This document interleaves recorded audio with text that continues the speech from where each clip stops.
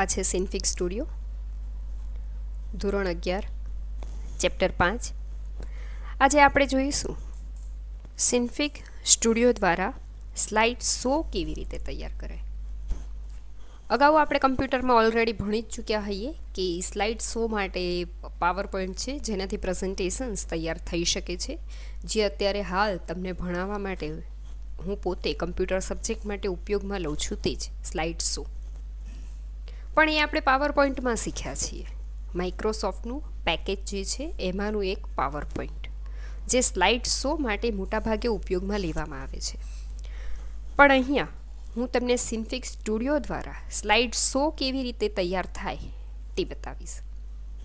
Chapter number 5માં આપણો topic છે slide show, જેની અંદર આપણે બે નવી વસ્તુ શીખીશું: બ્લેન્ડ મેથડ અને અમાઉન્ટ. બ્લેન્ડ મેથડ એટલે બ્લેન્ડ મેથડ કમ્પોઝિટ હોય તો તમે નોર્મલ ઇમેજ સ્ક્રીન ઉપર જોઈ શકો છો. બ્લેન્ડ મેથડ કમ્પોઝિટ ન હોય. આપણે જે શીખી ચૂક્યા બ્લેન્ડ મેથડ, એની અંદર સ્ટ્રેટ ઓન ટુ શીખી ચૂક્યા, આલ્ફા ઓવર શીખ્યા માસ્ક માટે સ્પેશિયલ, કે હોય તેમ છતાં ન બતાવવું હોય તો આલ્ફા ઓવર આપી દો. એ આલ્ફા ઓવર આપણે શીખ્યા. અહીંયા આપણે શીખીશું સ્ટ્રેટ, એટલે બધાને એક સૂત્રમાં બાંધી અને સમાન ગણી અને એક સાથે કામ કરવાની છૂટ આપે એવી વસ્તુ આપણે શીખીશું, સ્ટ્રેટ. એના પછી છે અમાઉન્ટ.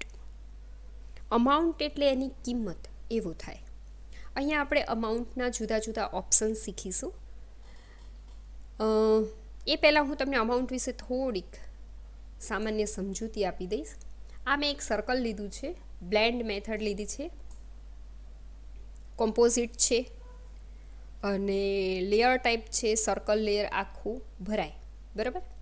હું જસ્ટ એક સર્કલ ડ્રો કરું છું. તમે અહીંયા જોઈ શકો છો લેયર પેનલની અંદર એક સર્કલ આવી ગયું.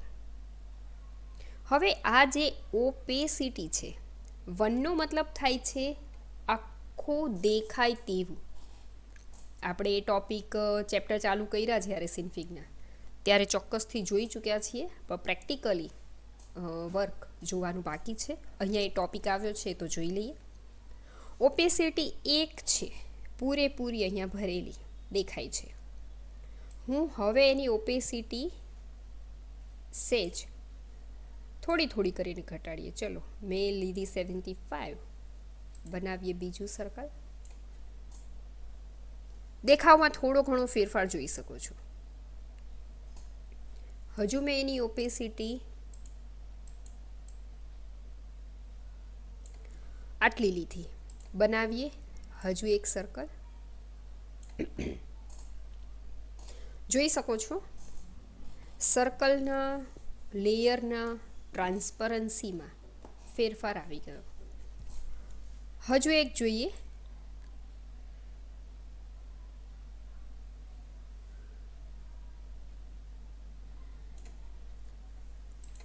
સર્કલ. આ ઓપેસિટી 100 છે, એટલે કે પૂરેપૂરી 100, પૂરેપૂરું દ્રશ્યમાન. આ એનાથી ઓછી, આ એનાથી ઓછી, આ એનાથી પણ ઓછી.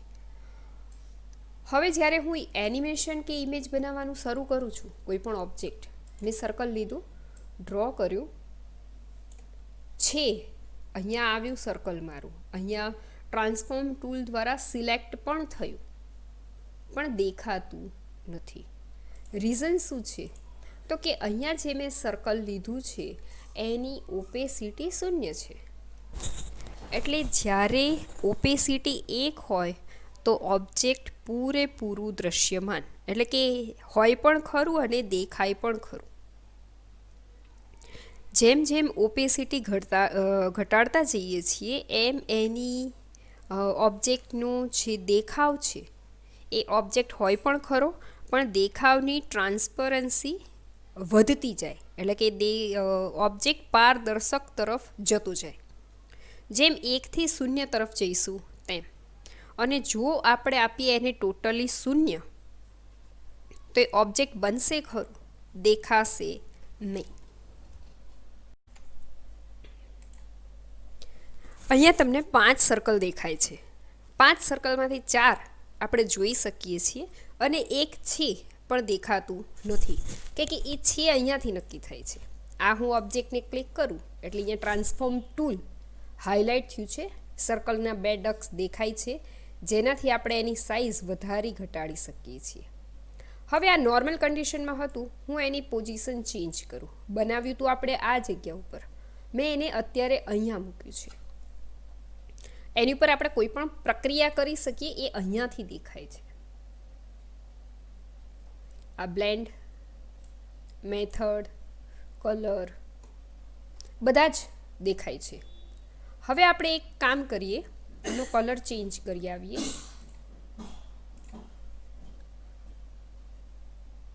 અને સર્કલ બનાવીએ.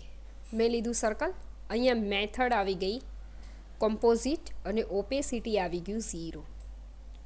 હું એક સર્કલ બનાવું છું.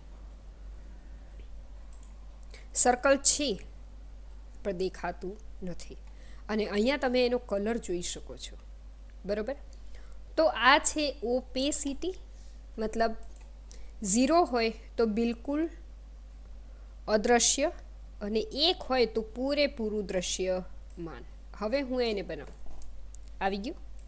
તો આ છે ઓપેસિટી, એટલે એનિમેશન હોય, ઓબ્જેક્ટ હોય તેમ છતાં ન દેખાય, અથવા તો આપણે એને દેખાડવું નથી થોડાક સમય માટે, તો આવી રીતે થોડી ઘણી ગોઠવણીથી ચોક્કસથી ફેરફાર કરી શકાય. અહીંયા આગળ આપણે એ જ જોઈશું. ચલો હવે નવું ટોપિક લઈએ, જેની અંદર આપણે બનાવવાનો છે સ્લાઇડ શો. મેં ફાઇલ મેનુ ન્યૂ લઈ લીધું. આપણી પાસે નવી કેનવાસ રેડી થઈ ગઈ. હવેનું જે એનિમેશન છે એની માટે આપણે 5 ઇમેજ, 5 નહીં આમ તો 6 કે 7 છે એટલા ઇમેજને ઇમ્પોર્ટ કરશું. ઇમેજ ઇમ્પોર્ટ કરી એ દરેક ઇમેજ ઉપર થોડું થોડું કામ કરીશું. હવે આપણને ખબર છે એમ ઇમેજની ઉપર ઇમેજ, ઇમેજની ઉપર ઓબ્જેક્ટ કે ઓબ્જેક્ટની ઉપર ઇમેજ કાંઈ પણ મૂકીએ છીએ તો બીજું દેખાતું નથી. અહીંયા થોડી ઘણી ગોઠવણ બદલી નાખીએ. સૌથી પહેલાં તો આપણે ઓપેસિટી ખાસ ચેક કરી આવવાની. કોઈ પણ એનિમેશન બનાવવાનું શરૂ કરો એ પહેલાં એક ઓપેસિટી અને એક બ્લેન્ડ મેથડ, કોઈ પણ અહીંયાથી ઓબ્જેક્ટ લઈ લેવાનું એટલે તરત આ બધી વસ્તુ હાઇલાઇટ થશે. આપણે એ હાઇલાઇટ ચેક કરી લેવાની તરત જ. કોમ્પોઝિટ છે અને ઓપેસિટી 1 છે. ચલો શરૂ કરીએ. સૌથી પહેલાં ઇમેજને ઇમ્પોર્ટ કરીએ. ઇમ્પોર્ટ ઇમેજ કરવા માટે ફાઇલ મેનુ, એની અંદર ઇમ્પોર્ટ, અધરવાઇઝ Ctrl+I. આ આપણે અગાઉના એનિમેશનમાં જોઈ ચૂક્યા છીએ. હવે અહીંયા જેમ ટેક્સ્ટબુકમાં કીધું છે એમ મેં અહીંયા થોડાક ઇમેજ પહેલેથી જ ડાઉનલોડ કરી રાખેલા છે.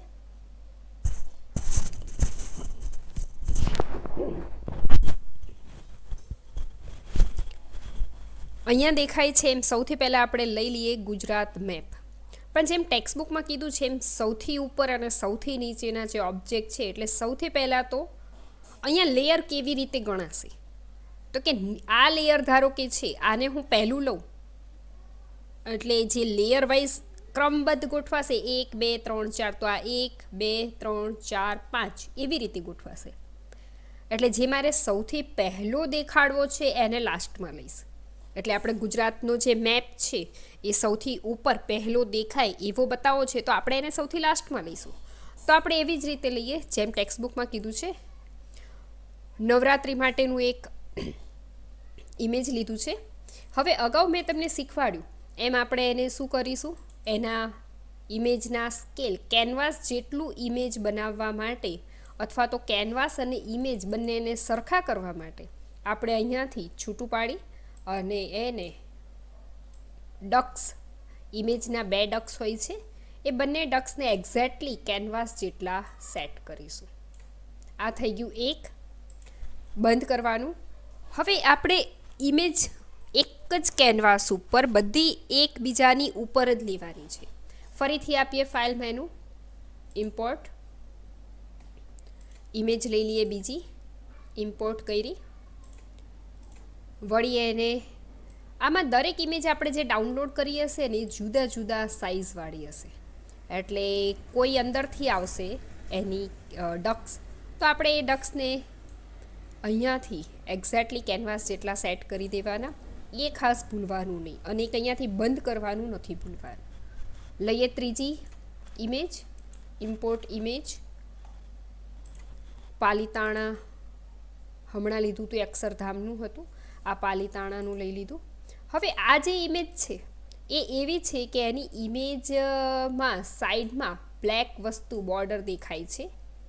પણ અહીંયા મેં તમને અગાઉ પણ શીખવાડ્યું હતું કે જેટલું કેનવાસની ઉપર ઇમેજ દેખાશે એટલું જ એનિમેશનમાં જોઈ શકાશે. તો આપણે જે બ્લેક છે એને સહેજ મતલબ ખસેડી દઈએ કે જેનાથી આપણું ઇમેજ એક્ઝેક્ટલી સરસ દેખાય. અહીંયાથી ડક્સની લાઈન તમે ડક્સના દ્વારા ઇમેજની આઉટલાઈન જોઈ શકો છો, સેટ કરી શકાય છે. ઓકે, ચલો આટલું થઈ ગયું. વળી file menu, import Somnath temple. આ આવી ગયું સોમનાથનું મંદિર. ડક્સ ચેક કરી લેવાના, માઇનસ પ્લસ કરીને. ઇમેજને મેં અહીંયા ઇમેજ લગભગ એવી જ ડાઉનલોડ કરવાની ટ્રાય કરી છે જે આપણને ખરેખર ટેક્સ્ટ બુકમાં આપી છે, અને આ જ રીતે આપણે કોઈ પણ ઇમેજ લઈ અને સ્લાઇડ શો તૈયાર કરી શકીશું. ચલો, આ તો થઈ ગઈ ઇમેજનું settings. Next file menu, import. હવે છે સરખેજ નું એક રોઝા કરીને છે, ટેક્સ્ટ બુકમાં આપેલું છે, ડાઉનલોડ કરેલું છે. તમારે પહેલાં તો જ્યારે સ્લાઇડ શો તૈયાર કરો છો એ પહેલાં શેની ઉપર તૈયાર કરો છો સ્લાઇડ શો, એના ટોપિક વાઇઝ ઇમેજની કેટલી રિક્વાયરમેન્ટ છે એટલું બધું જ ડાઉનલોડ કરીને રાખવું પડશે. એના પછી તમે આ કામકાજ કરી શકશો. આગળ જોઈએ.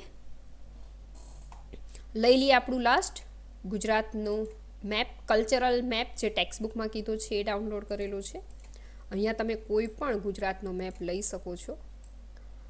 ચલો, આ તો થઈ ગયું આપણું ઇમેજને કેનવાસ ઉપર સેટિંગ્સ આપવાની વાત.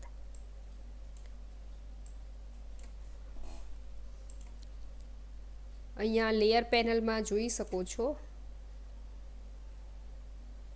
1, 2, 3, 4, 5 અને 6. અહીંયા બધા જ ઇમેજ છે, પણ બધા ઇમેજ એકની ઉપર એક છે એટલે આપણે કયું દેખાય તો કે સૌથી છેલ્લે મૂકેલું. આ આપણે ચોથું ચેપ્ટર અને લેયરની અંદર ચોક્કસથી ભણી ચૂક્યા કે કોઈ પણ એક ઓબ્જેક્ટ છે એની ઉપર બીજો ઓબ્જેક્ટ મૂકવામાં આવે તો બંને હોવા છતાં કોઈ પણ એક જ દેખાશે. કોઈ પણ એક એટલે જે છેલ્લે મૂકેલું છે તે. આને ઇઝી સમજવું હોય તો તમારી પાસે 3-4 નોટબુક છે, તમે એક બુક મૂકી બેન્ચ પર, એની ઉપર બીજી મૂકી, એની ઉપર ત્રીજી મૂકી, તો આપણને દેખાશે ફક્ત ઉપરથી ત્રીજી જ દેખાશે, 6, 3. અહીંયા પણ એવું જ છે. અહીંયા આપણે સૌથી પહેલાં આ લીધું હતું નવરાત્રિ દાંડિયાવાળું, પછી અક્ષરધામ, પાલિતાણા ટેમ્પલ, સોમનાથ, પણ આપણને સૌથી છેલ્લે મૂકેલું ગુજરાતનો મેપવાળું દેખાય છે. ચલો ફટાફટ એનિમેશન તરફ વધીએ. હવે થોડીક વાર અહીંયા આપણે થોડુંક કામ છે એટલે અહીંયાથી સ્ક્રીનને સ્ક્રોલ કરી શકાય છે. પેરામીટર પેનલ ઉપર કામકાજ કરીશું. પેરામીટર પેનલના પ્રાચલો હવે આપણે થોડાક સારા એવા શીખીશું. એની માટે સૌથી પહેલાં સિલેક્ટ કરીએ બધા ઇમેજ એકસાથે, અને આપણે અગાઉ ભણી ગયા છીએ બધા ઇમેજ એક સાથે સિલેક્ટ કરવા માટે કંટ્રોલ અથવા તો શિફ્ટ કીબોર્ડમાંથી પ્રેસ કરી અને બધા જ લેયર્સને, અહીંયા લેયર પેનલમાં આવેલા બધા જ લેયર્સને એક સાથે સિલેક્ટ કરી અને અહીંયા જે બ્લેન્ડ મેથડ છે કોમ્પોઝિટ, એને આપણે આપવાનું છે ડ્રોપ ડાઉન કરીને સ્ટ્રેટ. બરોબર. ફરીથી કામ શું કરવાનું છે તો કે બધા ઇમેજ એક સાથે સિલેક્ટ કરો. કેવી રીતે સિલેક્ટ કરશો તો કે કીબોર્ડમાંથી શિફ્ટ કી અથવા તો કંટ્રોલ કી પ્રેસ કરી અને માઉસની ક્લિકની મદદથી બધા એક સાથે સિલેક્ટ કર્યા. પેરામીટર પેનલની અંદર એટલે કે આડી પેનલની અંદર બ્લેન્ડ મેથડમાંથી કોમ્પોઝિટમાંથી ડ્રોપ ડાઉન કરી અને આપણે એમાંથી લઈશું ફક્ત સ્ટ્રેટ. બરાબર વાંચો. ત્રીજું ઓપ્શન છે ઓન ટુ, ચોથું ઓપ્શન છે સ્ટ્રેટ ઓન ટુ. આપણે ફક્ત એકલું સ્ટ્રેટવાળી વસ્તુને સિલેક્ટ કરશું. બધાયની ઉપર સમાન અસર માટે આપણે બધાને સ્ટ્રેટમાં ગોઠવી દીધા. નેક્સ્ટમાં શું કરશું તો કે સૌથી આમાં લેયર પેનલમાં કહેવાય સૌથી ઉપર આવેલું લેયર, અને બીજી ભાષામાં એવું કહેવાય કે જે સૌથી છેલ્લે લીધેલું છે એ ઇમેજ સિલેક્ટ કરો. અહીંયા આપણે એવું શીખવાનું છે કે આ જે પહેલું ઇમેજ છે લેયર પેનલમાં ગુજરાતી મેપ, એ થોડીક મિનિટ માટે દેખાય અને પછી જતું રહે. એટલે જેમ પેલું સર્કલ બનાવેલું હતું એ સર્કલ હું દોરું ત્યારે આખું હોય, અને જ્યારે ખરેખર એનિમેશન કમ્પ્લીટ કરું ત્યારે 0 થઈ જાય. મતલબ ઓબ્જેક્ટ હોય ખરું પણ એનિમેશનમાં જોવા મળે નહીં. તો અહીંયા આપણે શું કરીશું, આને જેટલી મિનિટ રાખીશું એનાથી વધુ મિનિટ આને રાખીશું, એનાથી વધુ મિનિટ એના પછીના સોમનાથ ટેમ્પલને રાખીશું, એનાથી વધુ મિનિટ પાલીતાણા ટેમ્પલને રાખીશું, એનાથી વધુ અક્ષરધામને, અને છેલ્લે નવરાત્રિને. એટલે આની સ્ક્રીન ઉપર રહેવાનો સમય સૌથી વધુ રહેશે. એનાથી ઓછો આનું હશે તો જ આ ચિત્ર જોઈ શકાશે. એનાથી ઓછો, એનાથી ઓછો, એનાથી ઓછો અને એનાથી ઓછો. એટલે ગુજરાતી મેપની જે સ્ક્રીન ઉપર રહેવાની જે સમયની અવધિ ગોઠવશું એના કરતાં બધાયની થોડીક વધારતા જઈશું સ્ટેપ બાય સ્ટેપ. પહેલું સ્ટેપ શીખીએ. એની માટે થોડીક સિસ્ટમ શીખવાડી દઉં કે ગુજરાતી મેપ જે છે, મતલબ જે પહેલો આપણો ગુજરાત માટેનો નકશો મેં લીધો છે એને હું પહેલાં તો સિલેક્ટ કરી લઉં. બરાબર. હવે અહીંયા જે તમને અમાઉન્ટ દેખાય છે લેયર પેરામીટર પેનલની અંદર, અહીંયા જે લેયર સિલેક્ટ કરેલું હશે એની માટેના જ પ્રાચલ માટે અહીંયા ફેરફાર કરી શકાશે. ઓકે, તો અમાઉન્ટ ઉપર રાઈટ ક્લિક, કન્વર્ટ ઓપ્શન તમને દેખાય છે. કન્વર્ટમાં જઈ અને ટાઈમ્ડ સ્વાપ, હું એક પહેલાં આવી રીતે કરી લઉં, બીજામાં થોડુંક તમને વધારે ખબર પડશે. ટાઈમ્ડ સ્વાપ ઉપર હું ક્લિક કરીશ તો ફેરફાર શું થયો તો કે અહીંયા એક એરો આવી ગયો અમાઉન્ટ, એને હું ડ્રોપ ડાઉન કરીશ. ડ્રોપ ડાઉન કરીશ એટલે આટલી વસ્તુને ખાસ સમજો. આ શું છે, અમાઉન્ટ આપી છે 1.00. 1ને ધ્યાનમાં રાખો, 0.00 અત્યારે આપણા પૂરતું, હમણાં પૂરતું, એની કંઈ બહુ જરૂર નથી. બિફોર 1, આફ્ટર 1, ટાઈમ 48F એટલે કે 48F frame, length 24F 24 frame. હવે સમજો, અમાઉન્ટ 1 એટલે જે એની દેખાવાની સિસ્ટમ છે એ ઓપેસિટી 1, પૂરેપૂરું દ્રશ્યમાન. બરાબર. હવે એ શું કહે છે, બિફોર એન્ડ આફ્ટર. બિફોર એટલે જ્યારે એનિમેશન શરૂ થાય છે એ વખતે 1 છે ઓપેસિટી. આફ્ટર હું અહીંયા કરી દઉં 0, એટલે શું થાય, એનિમેશન જ્યારે શરૂ થશે ત્યારે એ આખું દ્રશ્યમાન થશે. એનો ટાઈમ જેટલો હું આપીશ એટલો ટાઈમ પૂરો થશે, એટલે એનિમેશન અથવા તો જે આપણું ગુજરાતનો મેપ છે એ દેખાતો બંધ થઈ જાય. સિમ્પલ. અહીંયા સેટિંગ ફેરફાર કરીએ, બિફોરને એમનું એમ રાખવાનું, જ્યારે આવે છે સ્ક્રીન ઉપર ત્યારે પૂરેપૂરું દ્રશ્યમાન છે એટલે કે 1 છે. આફ્ટરને હું ડબલ ક્લિક આપી અને 0 કરી દઉં, 0. ટાઈમ 48F, આ બાય ડિફોલ્ટ છે. લેન્થ 24F એટલે પર સેકન્ડ આપણે શીખી ગયા એનિમેશનના ચેપ્ટર નંબર 2ની અંદર કે નોર્મલ સિન્ફિક સ્ટુડિયોની અંદર 1 મિનિટ અરે 1 સેકન્ડ હોય છે. કયો? લેન્થ એટલે કે જે ફરવાની સંખ્યા હોય ને સમયની એ 1 સેકન્ડ આપેલી છે. 1 સેકન્ડ, 2 સેકન્ડ, 3 સેકન્ડ એવી રીતે આપણે એને ફેરવી શકીએ. આ 1 સેકન્ડની અંદર 24 ફ્રેમ ફરે છે. જૂના વર્ઝનમાં 2, અહીંયા 1S બતાવે છે સેકન્ડ. આપણા નવા વર્ઝનમાં અહીંયા ફ્રેમ બતાવે છે. વસ્તુ સરખી જ છે. 1 સેકન્ડની અંદર 24 ફ્રેમ ફરે છે એવું આપણે અગાઉ ભણી ગયા. તો આ છે 24 ફ્રેમ. ટાઈમ 48F એટલે બાય ડિફોલ્ટ 2 સેકન્ડ માટે હોય છે. જેટલી કંઈ પણ અહીંયા ગોઠવણ હોય છે, આપણે જેટલા બી એનિમેશન બનાવ્યા ત્યારે મેં તમને કીધું હતું કે અત્યાર પૂરતું આપણે આને કંઈ જ ફેરફાર કરવાની જરૂર નથી. અહીંયા હું પ્રિવ્યૂ ખોલું, અહીંયા તમે જોઈ શકો છો આ શું છે તો કે આને ધ્યાન આપો, begin time and end time. 0 frame 120 frame. 0 ફ્રેમથી શરૂ કરીને 120 ફ્રેમ સુધી આ 5 સેકન્ડ માટે ફરે છે એવું અહીંયા સાબિત થઈ શકે. તો 1 સેકન્ડ એટલે 24 ફ્રેમ, એમ 2 સેકન્ડ માટે એટલે 48 ફ્રેમ છે. તો આપણે અહીંયા એની સેકન્ડ્સ ફેરવશું. આપણે એને 5 સેકન્ડ માટે ફેરફાર કરવો હોય તો અહીંયાની જે સિસ્ટમ આપણે ગોઠવશું એ કેવી ગોઠવશું? 5 સેકન્ડ માટે. તો 5 સેકન્ડ માટે આપણે ગોઠવણી શું કરવાની? તો કે 24 ફ્રેમ ગુણ્યા 5 એટલે 120 F લખી દઈએ. આટલું કર્યા પછી શું કરવાનું? તો કે એન્ટર આપવાનું. એન્ટર વગર બહાર જશો તો આ સમય જે આપણે બદલ્યો છે એ પાછો જે નોર્મલ હતો ને, જે 48 F વાળો ને 1 વાળો, એટલો થઈ જશે. એટલે એન્ટર આપવાનું. અહીંયા આપણે ફેરફાર શું કર્યા? ગુજરાતી મેપ લીધું, એને ટાઈમ સ્વાપ આપ્યું. બિફોર આવે એનિમેશન શરૂ થાય ત્યારે ચિત્ર આખું દેખાય છે. એની અવધિ 120 ફ્રેમની પૂરી થાય એટલે એ દેખાતું બંધ થઈ જશે. ઇન શોર્ટ સ્ક્રીન ઉપર કેટલું દેખાશે? તો કે 120 ફ્રેમ ફરશે ત્યાં સુધી સ્ક્રીન ઉપર દેખાશે. અને જો ટાઈમની અંદર ગણતરી કરીએ તો 5 સેકન્ડ માટે ગણાશે. આપણને ટેક્સ્ટબુકમાં 5 સેકન્ડ, 15 સેકન્ડ એવી જ રીતે જણાવ્યું છે. દર વખતે 5 ઉમેરતું જવાનું છે. પણ આપણે અહીંયા શું કર્યું છે કે સમયને ફ્રેમમાં કન્વર્ટ કરી દીધું છે. 1 સેકન્ડ એટલે 24 ફ્રેમ, એવી રીતે 5 ફ્રેમ ફરે, 5 સેકન્ડ માટે ફરે ફ્રેમ તો 120 ફ્રેમ થાય. તો આપણે દર વખતે 5 સેકન્ડ વધારતા જઈશું. આ તો થઈ ગયું એક. બીજું, એના પછીની જ્યારે એનિમેશન સ્લાઇડ શોનું કામ કરતા હોય તો અહીંયા ઉપરથી નીચેની તરફ આવવાનું છે.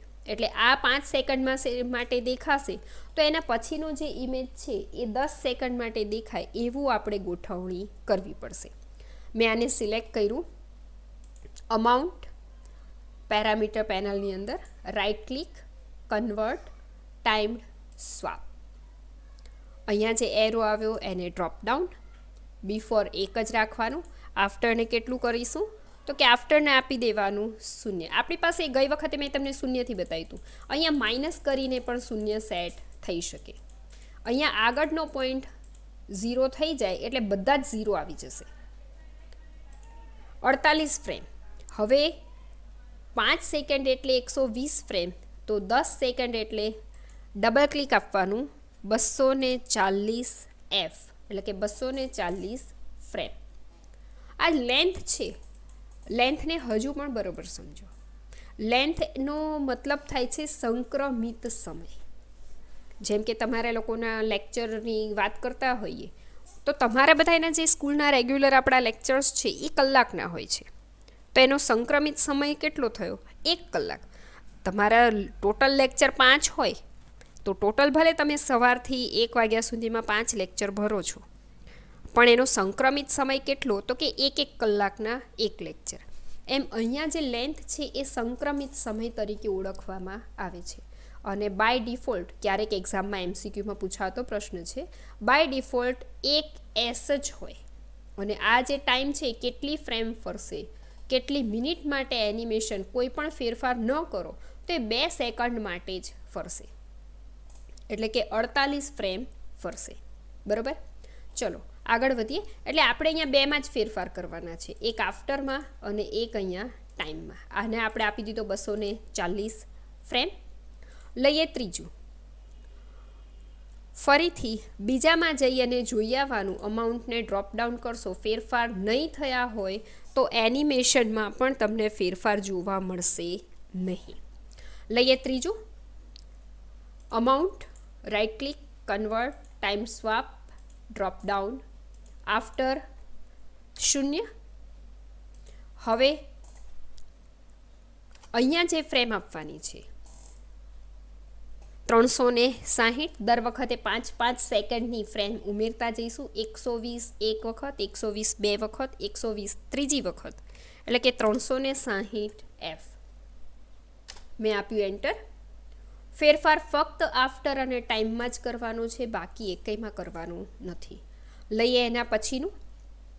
આપી દઈએ amount, right click, convert, timed swap, drop down. આફ્ટરને આપી દઈએ 0. અહીંયા આવશે 480 F એટલે 48 ફ્રેમ હતી એની જગ્યાએ આપણે કેટલી આપવાની રહેશે? 480 F. આપી દીધું એન્ટર.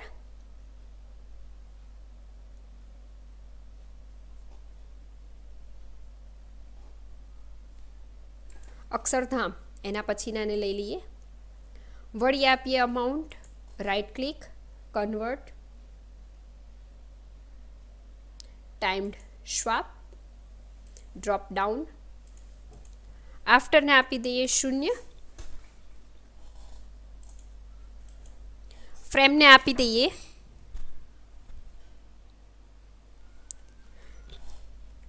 600 F. મેં F ન લખ્યું, એણે જાતે લઈ લીધું. 24 F બાય ડિફોલ્ટ. લઈ લઈએ લાસ્ટ. અહીંયા જુઓ, ડ્રોપ ડાઉન કરીને જોઈ લે, આનું 120 ફ્રેમ સુધી ફરશે. બીજાને આપી દીધું છે, ડ્રોપ ડાઉન કરીને 240 ફ્રેમ ફરશે. સોમનાથનું જોઈ લઈએ, સોમનાથની 360 ફ્રેમ ફરશે. પાલિતાણાને લઈ લઈએ તો 480 ફ્રેમ ફરશે. અક્ષરધામને લઈ લઈએ તો એની અંદર ફરશે 600 ફ્રેમ. હવે વાત કરીએ લાસ્ટની. Right amount, right click, convert, time swap, drop down. આપી દઈએ 0. હવે આ જે છે એને પણ આપણે અત્યારે તો વધારીશું 5 સેકન્ડ માટે છે, બરાબર? તો આપ 120, 240, 360, 480, 600, આને લઈ લઈએ 720 F ફ્રેમ, 24 ફ્રેમ. આટલું કામકાજ થઈ ગયા પછી અહીંયા આપણી પાસે કેનવાસ છે. ચોથા નંબરનું મેનુ બારની અંદર ચોથા નંબરનું મેનુ લઈ લઈએ, જેનું નામ છે કેનવાસ. કેનવાસમાં છે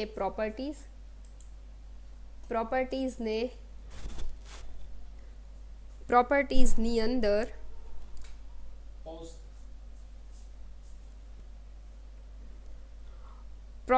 અંદર અહીંયા થોડાક ચેન્જીસ જોઈ લો.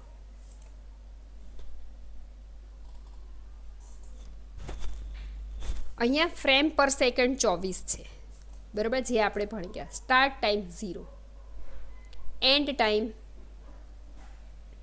120 F. આપણે કેટલી બદલવાની? આપણી છેલ્લી એનિમેશનનું જે ટાઈમ હતું, છેલ્લું જ્યારે નવરાત્રિવાળું ચિત્ર દેખાશે સ્લાઇડ, ત્યારે એનો સમય હતો 720 F. પણ આપણું જે એનિમેશન હોય એમાં શું હોય કે સ્લાઇડ પતે ને પછી થોડીક વાર માટે સ્ક્રીન ચાલુ રહે. તો અહીંયા આપણે આપીશું 721 F.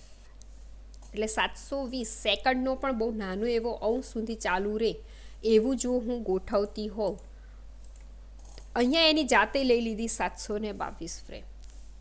એટલે બંધ કરશે એન્ડ ટાઈમ 721, પણ એ બંધ થશે ત્યાં સુધી એક ફ્રેમ ઓલરેડી વધી જશે. એટલે એક ફ્રેમ ફરી ગયું હશે સેકન્ડનો નાના એવા અંશ સુધી. આટલા ફેરફાર કર્યા પછી આ છે કેનવાસમાંથી આપણે લીધી હતી પ્રોપર્ટીની અંદર ફ્રેમ પર સેકન્ડ 24 જ છે, એને આપણે કોઈ ફેરફાર કરવાનો નથી.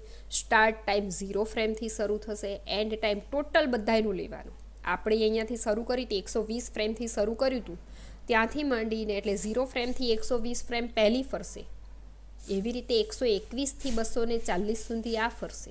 એમ બધી ફરતા છેલ્લે અહીંયા આવશે 720 ફ્રેમ. એટલે 720 સુધી આ દેખાય તો સેજ વધુ વાર માટે દેખાય એવી ગોઠવણ આપવા માટે, એટલે ખાલી સ્ક્રીન આપણને દેખાશે ઇમેજ વગરની, કેનવાસ અંદર ચિત્ર ન દેખાય એવી કેનવાસ. થઈ ગયું 121. એની જાતે જ એનો ડ્યુરેશન લઈ લેશે, બધું બંધ કરતાં એને સમય થશે 722 ફ્રેમ જેટલો. આપણે આપી દીધું એપ્લાય. અહીંયા નીચે જુઓ ફ્રેમ બધી ગોઠવવાની શરૂ થઈ ગઈ. મેં આપ્યું ઓકે. હવે જોઈ આવીએ પ્રિવ્યૂ. અહીંયા એન્ડ ટાઈમ 721 બતાવે છે. મેં આપ્યું પ્રિવ્યૂ. ખાસ ધ્યાન રાખજો, અહીંયા ફ્રેમ બધી ગણાય છે. છેલ્લી ફ્રેમ બરોબર ધ્યાન આપો. મેં તમને દરેક ફ્રેમના એટલી જ સ્પેશિયલી આંકડાઓ જણાવ્યા. 0 ફ્રેમથી શરૂ થશે. મેં છેલ્લામાં રાખ્યો સમય બંધ ક્યારે થાય તો 721. એના પછી મેં એપ્લાય આપ્યું, ડ્યુરેશન એણે લીધું 722. પણ જ્યારે હું પ્રિવ્યૂમાં પહોંચી ત્યારે એની ફ્રેમનો સમય મને બતાવે છે 724 ફ્રેમ. ઇન શોર્ટ મેં 21 આપ્યું, એણે 3 ફ્રેમ એની જાતે ઉમેરી લીધી.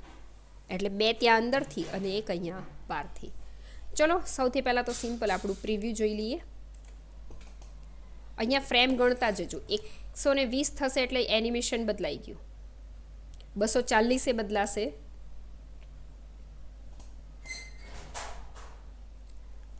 360 બદલાશે.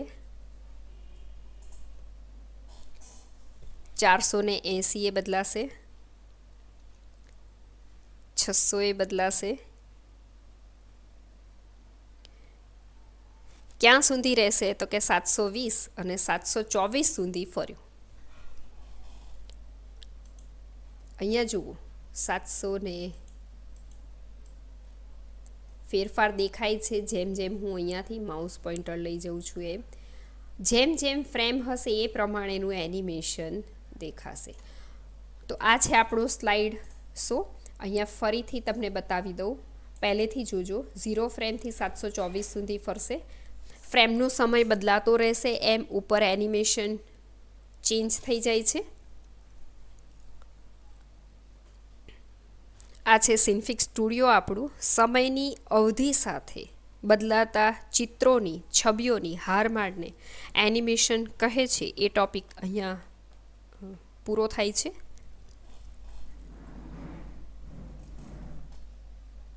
આ છે સ્લાઇડ શો એનિમેશન. આને તમે GIFમાં કન્વર્ટ કરી અને કોઈ પણ વેબ બ્રાઉઝરમાં પણ જોઈ શકો છો.